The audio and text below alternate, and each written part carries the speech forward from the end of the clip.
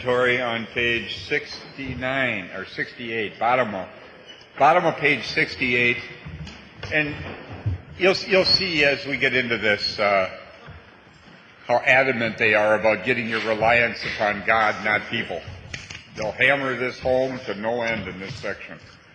It's interesting that the way we're unstacking, because if you look at how this stuff progresses in my life, what we're looking at now is a conduct inventory. So my conduct, the fear that happens around that, which leads to the anger and the resentment. So we started this inventory unstacking it the way in reverse order from how it got stacked up. Yeah. If I had to start an inventory looking at my conduct, if somebody said, sit down, we're going to look at your conduct, that's kind of what happens when they say make a sin list. That's kind of what happens. I have to look at my conduct, and I really don't want to do that. I'm really not very interested in doing that. I probably won't do it. That's why we start from the other end of the process where I can start looking at how I'm angry at other people. Yeah, we take their inventory. That's easy. Been doing that for years. Yep. My stories about how my life sucks and it's all your fault. So we've unstacked that part of it now, and we've looked at where the fear generates that anger, where the fear is the cause of all that anger and resentment, and we've unstacked that a little bit. Now we're going to get down to the basic my conduct. And it says now about sex, but it's really about my conduct. This is a great part of the inventory. Bottom of page 68. Now about sex. Many of us needed an overhauling there. But above all, we tried to be sensible on this question. Boy, that's a break, huh? Being sensible? Yeah. Especially on this question. On this question. It's so easy to get way off the track. Here we find human opinions running to extremes. Absurd extremes, perhaps. So he's acknowledging that it's easy to get way off the track. So obviously they saw this in the early fellowship. Remember, they had a fellowship going for about 3 years before they wrote the book. So they had 3 years to hammer this stuff out. At least Bill was the longest one sober, and he was about 4 years. So all these ideas have come from their experience during that time. If you look at the history, you'll see that they made about every mistake you can make. They did everything wrong, and they played around and bumped into walls, and they finally came up with some things that worked. That's what they wrote down for us, the stuff they did that worked. So now we're going to look at the human opinions running to extremes. They're going to give us some examples of what that looks like. One set of voice, lower nature, a base necessity of procreation. Okay, you should just have sex to keep the species. Right? That's what, well, I mean, there's that religious community of ours that's the idea, you know, that's the purpose of sex. It's not all this recreational crap that we've, you know, evolved into. That's the way they look at it. And that's fine. I'm not judging that one way or the other. But there are those voices who look at it that way, and that's fine. It's a necessary evil. Yeah. Then we have the voices who cry for sex and more sex. Yay, sex, right? Who bewail the institution of marriage. You don't have to get married. Who think that most of the troubles of the race are traceable to sex causes. They think we do not have enough of it or that it isn't the right kind. They see its significance everywhere. One school would allow man no flavor for his fare, and the other would have us all on a straight pepper diet. Okay, so those are the extremes that you'll run into. Well-meaning people in Alcoholics Anonymous, if you really want to get confused, go out and ask a bunch of AA people about this topic, and you'll get so many opinions about this one. In fact, they'll say all kinds of absurd things, and I've heard it in meetings. I've heard people say, and I've heard it put this way, AA says you got to stay out of relationships for a year. You ever heard that? I've heard it attributed to AA as if it was an AA idea. I've heard it from the podium. From circuit speakers. AA says you got to stay out of relationships for a year. You want to hear what AA really does say? Listen to this. This is such a relief. We want to stay out of this controversy. We do not want to be the arbiter of anyone's sex conduct. We all have sex problems. We'd hardly be human if we didn't. What can we do about them? Now, that's the right question. What can we do about them? So what are they saying? That we of Alcoholics Anonymous want to stay out of this controversy around sex. Now, I'd like to, this is what, I am not anti-sponsorship. Don't hear that from me. I love sponsorship, but sponsorship to me should be what we're doing today, is helping people do inventory, bringing them through the process in the book, not telling them what to do with their life. Look, I ruined all my relationships. What would make me an authority on relationships for you? Isn't that amazing? How a guy who destroyed all his, now he's going to tell you how to have relationships? Running my life got me into Alcoholics Anonymous. Why would you want me to run your life? It doesn't make any sense. Nowhere in this book does it say you're going to run your own life, let alone somebody else's. It's only arrogance that does that. And I've done it. I have done it. Believe me, I went through a period where I got real smart. And that's when I was particularly dangerous. And I was telling people, yeah. I would think that it would almost be worthwhile for you guys to think very seriously of putting on a workshop for sponsorships, because that's something a lot of us might like to do, but we haven't a vaguest notion how about doing it the right way. Sure. Oh, I understand. The sponsorship thing has started to look rather silly. People controlling each other through telling them what to do and when to have sex. I mean, it's just absurd. They didn't do that when the old timers that I hung with, like this gentleman, they didn't do any of that kind of stuff. It wasn't until later on in my sobriety I started to see this. That came out of treatment centers, I think, and treatment facilities. Is the first thing they'll tell you is we don't want you having any relationships if you're not up for. Right, right. Well, it makes it order with a step-up form that says when boy meets girl, how do you get? Right, right. Yeah, yeah. And you know what? On an individual basis, if there is somebody Sure. who's qualified to give that kind of advice, it might be good advice.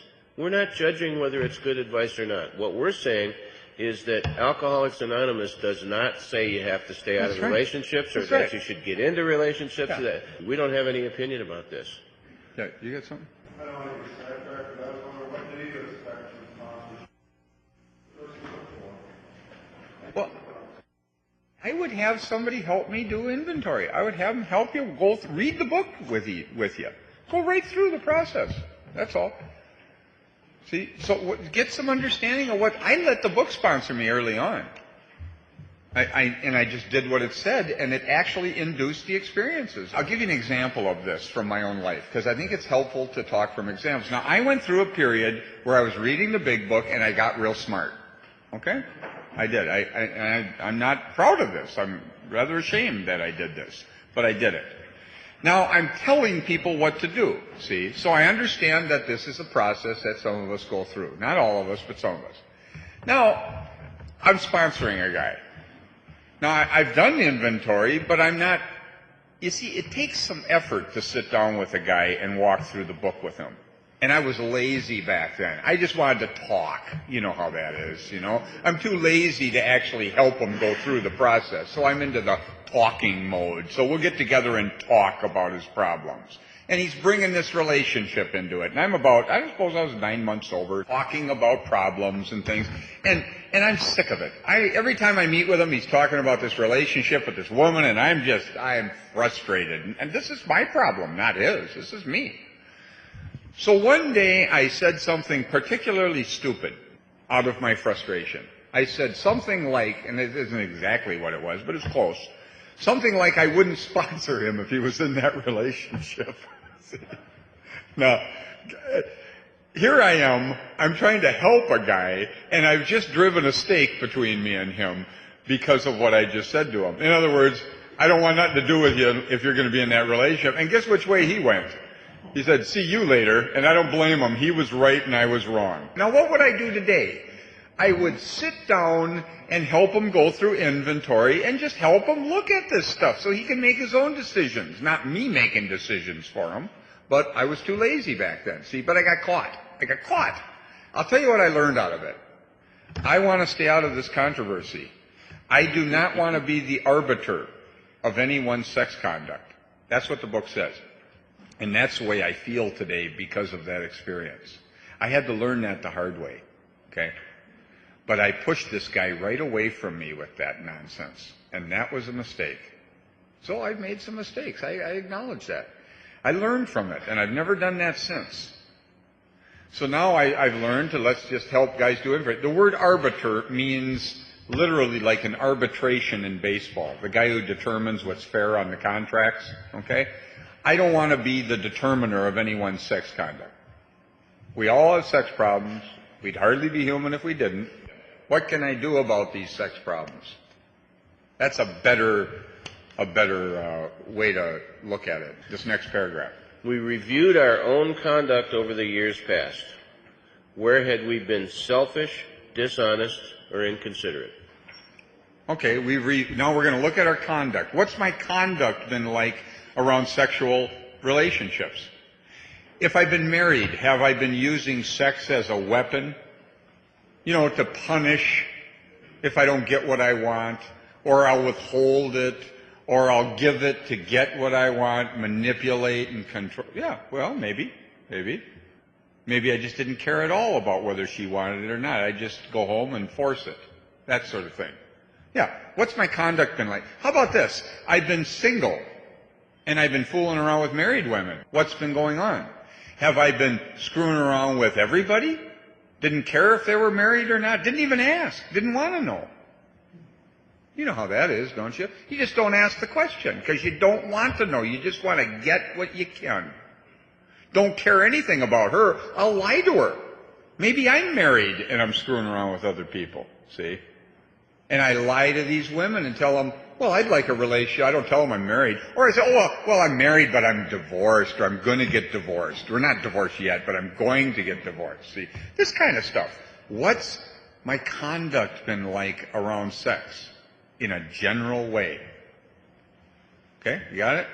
Pretty simple, isn't it? We reviewed our own conduct over the years past. Where was I selfish in my conduct?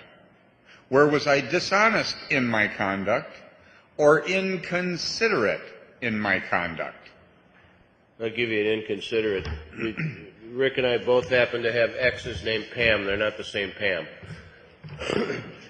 I was sitting, and I was very happy with Pam, and I never, ever cheated on Pam. Never cheated. Didn't even think about it. And we're sitting in a little restaurant on Santa Monica Boulevard enjoying the sun one day, and I'm a guy, and I'm looking. There's some cuties walking by, and I'm looking, I'm watching them go, and finally Pam just says to me, that is so irritating. Why don't you just go do one of them? What are you talking about? She says, when that comes by, and it was making her feel like I didn't think she was good enough or something like that. I just had to be looking at everybody. And I had no consciousness that would be offensive to her, that would be hurtful to her, that would be inconsiderate of her. Isn't that something? Don't think about it. Perfectly innocent act. I'm a guy, I'm looking at the chicks. Unaware. Not realizing that the way I'm doing it, and because I guess I must have been pretty blatant about it. I guess I'm doing that thing. And she said, why don't you just go do one of them? That's how hurt she was by that inconsideration. So here's my conduct, and I got a general view by asking these questions. Now, if you look at the sheet, we put it on the sheets exactly that way. Where had we been selfish in our conduct, because we're looking at conduct? Where were we dishonest in our conduct? Where were we inconsiderate in our conduct? So now you got a general view of what your relationships have been like that were sexual. That's pretty simple, isn't it? That's not hard to do. You can write that out in 10 minutes, depending on how old you are.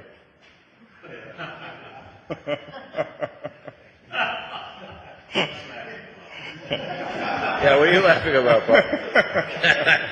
This might take 20 minutes. He's older. Okay. Now, the question, whom had we hurt? Now, who did I hurt by that conduct? AA does not state that because you had sex with someone that you hurt them. So it asks us to look at our conduct first. Then you'll know who you might have hurt by that conduct. But you can't write, who did I hurt first? That's absurd. Well, there are some sheets floating around that do that use that same template, and they start the sex conduct inventory with whom had we hurt. They put that as the first question, just like it is on the front of this one. We start out with who am I angry at? They start out with whom had we hurt. We're going to be really careful that this does not start with whom had we hurt. No. You didn't hurt everybody you ever had a relationship with.